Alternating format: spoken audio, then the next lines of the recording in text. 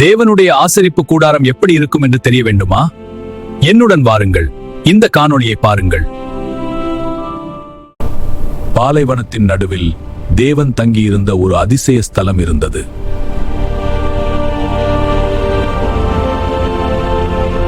அவர் மகா ஆசாரியார், தேவனுக்கும் மக்களுக்கும் நடுவில் நிற்கும் பரிசுத்த நடுவரார்.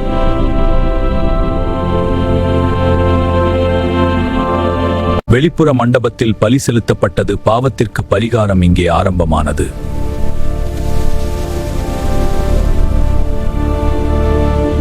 பரிசுத்த ஸ்தலத்தில் வெளிச்சம் இருந்தது, சமர்ப்பணம் இருந்தது, ஜெபத்தின் வாசனை உயர்ந்தது. மகா பரிசுத்த ஸ்தலத்தில் தேவனின் சந்நிதி இருந்தது.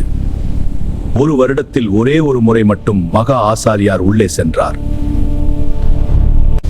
மக்களின் பாவத்திற்காக அவர் இரத்தத்தை எடுத்துச் சென்றார். ஆனால் நமக்காக நிரந்தர பலியானவர் இயேசு கிறிஸ்து